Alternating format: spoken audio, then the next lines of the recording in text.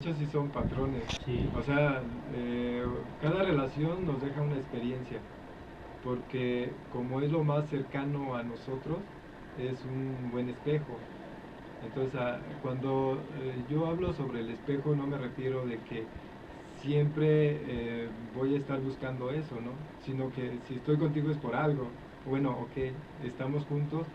¿Qué es lo que tú me puedes mostrar de mi persona para que yo me pueda conocer y qué es lo que tú puedes ver para que te puedas conocer, ¿no? Entonces esa ayuda. Y estos patrones se repiten una y otra vez. Entonces aquí nuestra amiga nos puede decir, porque ella platicando y todo eso me dice, mira, es que yo veo esto, ¿no? Con la cuestión ahorita de las parejas, ¿no? Ya lo analizo, ya me lo habían platicado y entonces lo aterrizo y digo, es cierto, ¿no? Sí tengo este problema. Entonces ya me di cuenta, ahora viene el proceso de trabajarlo, ¿no? De cambiarlo. Entonces el tiempo, pues es conforme me doy cuenta, ¿no? Entonces la relación con la mujer me va dando pistas sobre por dónde caminar o cómo encontrar la respuesta para poderme sanar. Porque a veces decimos, bueno, es que es casualidad que nos encontremos, ¿no? Pero pues, no son casualidades, ¿no? Sino que son enseñanzas que compartimos y que nos retroalimentamos, ¿no? A veces existen relaciones en que hay relaciones fugaces, en que dices, bueno, ¿qué me pudo haber enseñado esta relación de quizás 15 días, una semana, 2 meses, y que se veían muy esporádicamente, y que finalmente terminó? Dices, bueno, ¿qué me pudo haber enseñado? O de provecho, ¿qué pude haber sacado de aquí?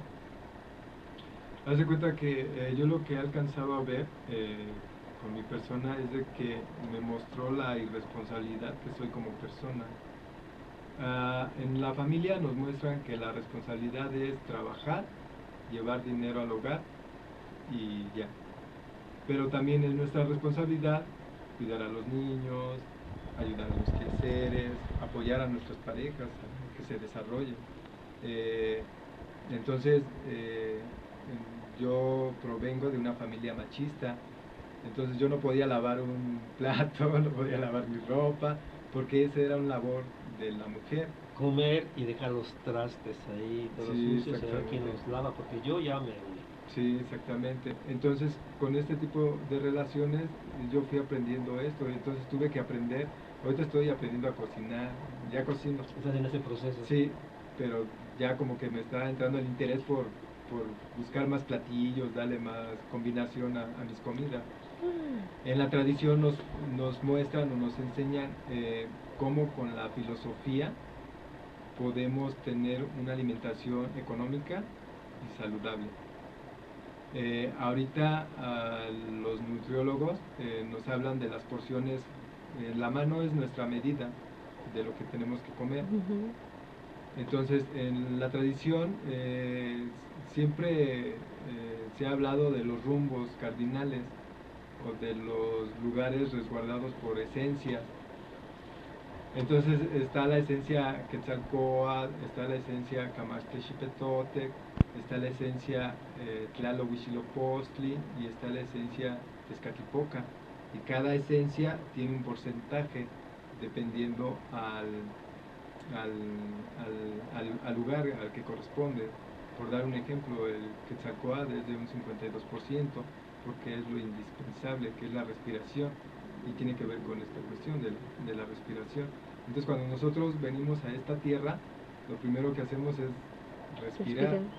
Entonces, por eso la importancia del 52%. Y tiene que ver con el color blanco. El color blanco tiene que ver con los productos de este color.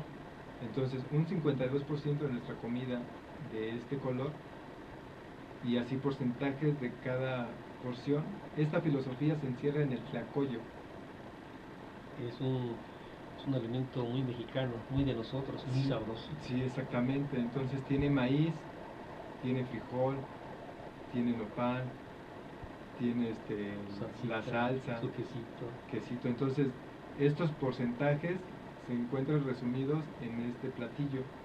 Entonces nuestros ancestros todo el conocimiento lo aterrizaban y lo plasmaban en la materia y lo dejaban, y de hecho hasta nuestros tiempos todavía lo seguimos consumiendo. Es muy importante, ya que a través de estos programas que hemos tenido con todos ustedes de la mexicanidad, nos han dado mucho conocimiento y sobre todo el respeto a estos alimentos, porque en otras culturas definitivamente no había esto que tú me estás comentando de los alimentos, lo que en otras ocasiones también nos has comentado, y cada vez que los escuchamos hablar a ustedes, creo que nos sentimos más orgullosos de ser mexicanos, de pertenecer a esta gran cultura que gracias a todos ustedes, con estos conocimientos,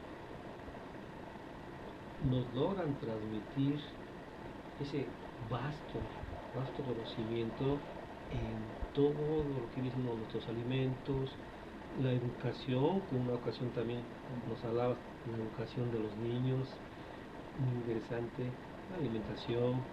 Ahora, tú también me comentas, yo te preguntaría, una persona que tiene gripe, o que es muy enojona, o que se aísla mucho, ¿este tiene un porqué? Sí, sí, claro. De hecho, el cuerpo está dividido en patrones que nos ayudan a estudiarlo y a conocernos.